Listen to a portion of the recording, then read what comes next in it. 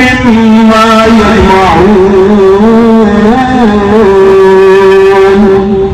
اللہ فرماتے ہیں او میرے بندو اور دنیا کی اتھارٹیوں پر تقریبات کرنے والوں، خوشیاں منانے والوں، بیٹا ڈاکٹر بن گیا تو خوشیاں منا رہے ہو، پراپرٹی مل گئی، مکان کوٹھی بنا لی کروڑوں کی، وہ خوشیاں منا رہے ہیں، بزنس چلا دیا تو خوشیاں منا رہے ہیں. اللہ فرماتے ہیں وہ چیزیں خوشیاں منانے کی نہیں ہے. فَبِذَلِكَ فَلْيَفْرَحُوا. جسے اللہ نے قرآن کی نعمتیں دی تو یہ وہ نعمت جس پر خوشیاں مناؤ. یا اللہ یہ کیوں؟ دوسری بھی تو ہے، تیری نعمتیں ہیں نا. کوٹھی اللہ نے دی، مال حلال دیا، دکان تجارت دی ہے، اس پر خوشی کا قرآن میں حکم نہیں. اللہ فرماتے ہیں دونوں میں زمین و آسمان کا فرق ہوا. یہ قرآن ہوا خیر مما یجمعون. اور لوگوں کوٹھیوں پر خوشیاں منانے والوں جنہیں ایک رنگ بڑھ گیا، اسکیل بڑھ گیا، خوشیاں منانے والوں، یہ ساری خوشیاں دنیا میں دھری کی دھری رہ جائیں گی. یہ عہدے یہاں رہ جائیں گے، ڈاکٹریٹ کی ڈگریاں یہاں رہ جائیں گی، اسکالرشپ یہاں رہ جائیں گے. آپ کی وردی اتار کر کے ننگا کر کے قبر پہنا کر قبر میں بھیجا جائے گا، وردی بھی یہی رہ جائے گی، سلوٹ مارنے والے بھی یہی رہ جائیں گے. لیکن یہ قرآن خیر مما یجمعون، یہ بہت بہتر ہے قرآن ان نعمتوں سے جن میں لوگ لگے ہوئے ہیں، جمع کر رہے ہیں. اس لیے کہ دنیا کی نعمتیں فانی ہیں، جیسے ہی مریں گے یہ ختم. لیکن یہ قرآن نہ ختم ہوا نہ ہوگا. تو قرآن جو سینے میں لے گا تو قبر میں جائے گا تو قرآن بھی ساتھ ہوگا.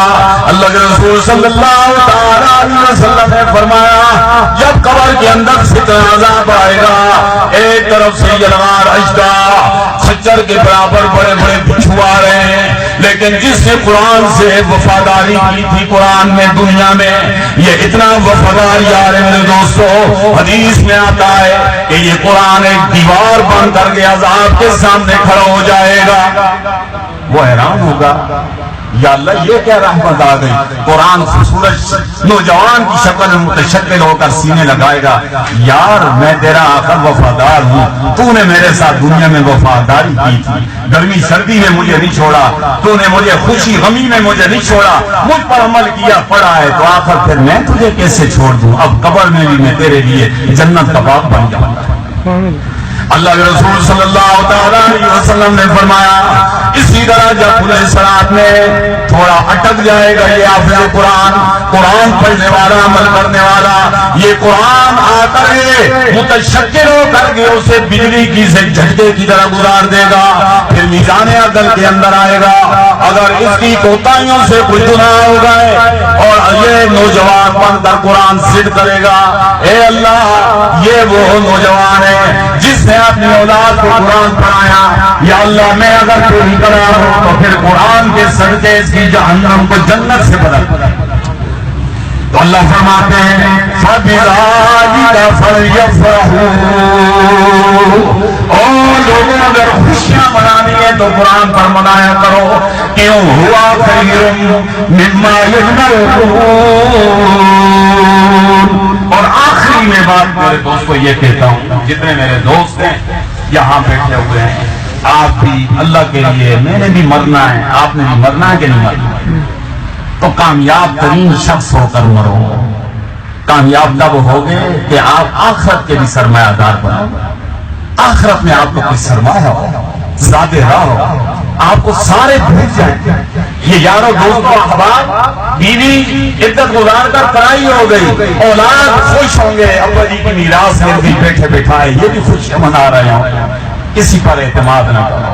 اعتماد اس چیز پر کرو جو مرنے کے بعد کفن میں بھی ساتھ ہو، قبر میں بھی ساتھ ہو، آخرت میں اٹھو کھلے صراط میں بھی ساتھ ہو، وہ میزان عدل جب قائم ہوگا وہاں بھی ساتھ ہو، نہ چھوڑے جب تک تمہیں جنت نہ پہنچا دے۔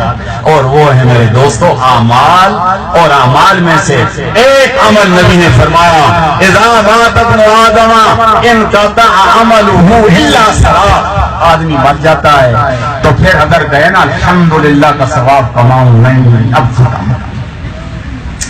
یہ زندگی قیمتی تھی، اس میں خدا پاک کو راضی کر سکتے ہیں، فرما لیکن تین چیزیں جاری رہتی ہیں مرنے کے بعد بھی۔ ان تین میں سے ایک صدقہ جاریہ، ایک جس کو قرآن پڑھایا آگے شاگرد پڑھتے رہیں گے، یہ حافظ صاحب، استاد، علامہ صاحب، مفتی صاحب مر کر کے بھی اس کی قبر یہ بیلنس پہنچتا رہے گا، اور ایک ولد صالح، نیک اولاد۔ تو یہ آپ سے عرض ہے اللہ کے لیے، اسلام وہ تنگ نظر نہیں، اپنی اولاد کو ہر میدان میں، ہم کافروں کو یہ میدان نہ چھوڑیں، انجینئر بھی بنائیں، سائنسدان بنائیں، ٹیکنالوجی کا اسپیشلسٹ بنائیں، ڈاکٹر بھی بنائیں، لیکن اللہ کے لیے سوچو، اپنی فکر بھی تو کرو، ڈاکٹر ضرور بناؤ، سائنسدان ضرور بناؤ، پہلے مسلمان بناؤ، اسے پکڑا نام کا مسلمان ہو، پکا مسلمان، حرام نہ کھائے، حرام نہ دے، 5 وقت کا نمازی ہو، مال دیا ہے تو خوف خدا رکھے، زکات دے، اور کسی کا دل نہ دکھائے، اللہ کے عرش کو ظلم کر کے نہ ہلائے، ورنہ یہ عہدے پائے گا تو پھر آج جو ظالموں کے ظلم پر ہوتے ہیں، جب ان مظلوموں کو عہدہ مل جاتا ہے تو مظلوم بھی ظالم بن جاتے ہیں، جب قرآن سے تعلق نہیں ہوتا پھر یہ دوسروں پر ظلم کرتا ہے۔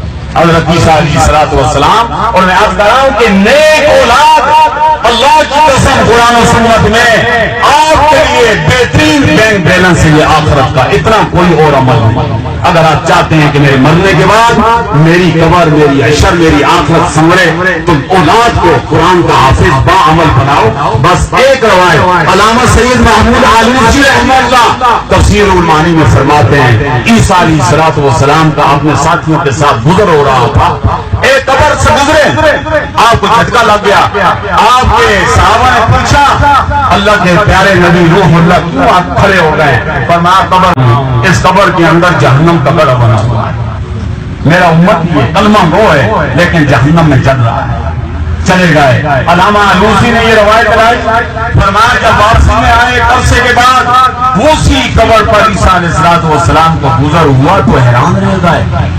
صحابہ نے پوچھا کیا ہوا اللہ کے نبی روح اللہ؟ فرمایا جاتے ہوئے یہ قبر جہنم کا گڑھا تھا، اب میں دیکھ رہا ہوں کہ وہ جنت کی بہاروں میں مست، اب قبر جنت کا باغ بن چکا ہے۔ حضرت عیسیٰ علیہ السلام حیران اس پر ہوئے کہ اللہ نے دار العمل آخرت کو نہیں ہو تو دنیا کو بنایا ہے، دنیا میں عمل کر لیتا آدمی تو چلو توبہ کر لی ہوگی، لیکن یا اللہ یہ تو جہنم میں جل رہا تھا، اب جنت کیسے؟ نیکی تو کر نہیں سکتا۔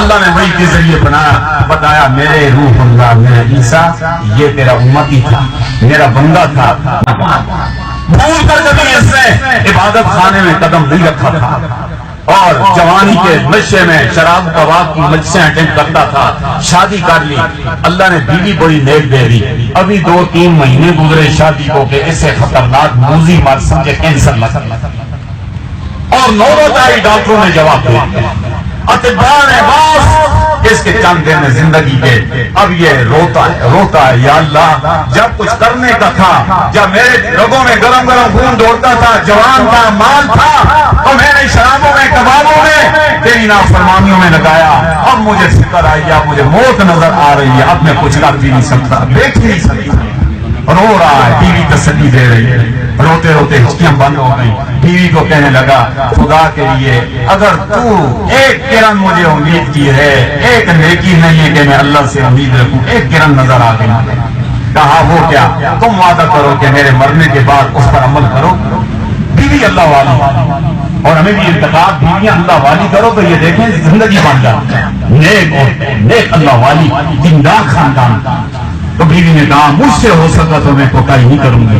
کہا دیکھ میری شادی کو 3-4 مہینے ہو گئے، تجھے امید بھی ہو گئی، ہو سکتا ہے خدا بچہ دے، تو میری ایک کرن ہے نجات کی کہ اس بچے کو جب بولنے کے قابل ہو جائے تو اللہ کی کتاب انجیل پڑھا دینا، اس وقت کتاب انجیل تھی، تو عیسیٰ جب آپ گزر رہے تھے تو وہ گناہوں کی پاداش میں جل رہا تھا، لیکن جب آپ واپس آئے، آپ کی واپسی سے پہلے وہ بچہ 3-4 سال کا ہو گیا، پڑھنے کے قابل۔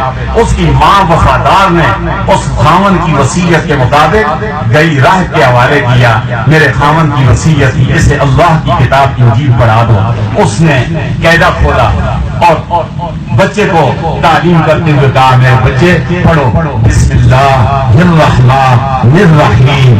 بچے نے توتلی لرزتی ہوئی زبان سے بسم اللہ الرحمن الرحیم پڑھا تو عیسیٰ مجھے اللہ کو حیا آ گئی کہ جس میرے بندہ گناہگار کا بچہ وہ تو زمین کی پشت پر بیٹھ کر مجھے رحمان اور رحیم کہے، تو پھر میں اس بچے کے باپ کو اسی زمین کے اندر عذاب کیسے دے سکتا؟ اس بچے کے بسم اللہ کے صدقے میں نے اس کی جہنم کو جنت سے بدل دیا۔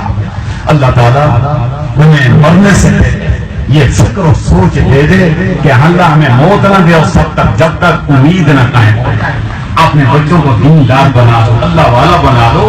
دنیا کے شعبوں میں ہے تو کم از کم علماء کی صحبت، درس قرآن، دعوت و تبلیغ کا کام ہے، اور بھی جتنے ایسے نیک لوگوں کی صحبت ہے ان کے ساتھ بہتر رہے گا تو کامیاب ترین دیندار ڈاکٹر، دیندار سائنسدان، دیندار انجینئر، دیندار وہ جنرل کرنل بنے گا، انجینئر بنے گا، جس طرح ہزاروں مثال ہیں۔ اللہ تعالیٰ ہمیں توفیق عطا فرمائے۔ وآخر دعوانا الحمدللہ رب العالمین۔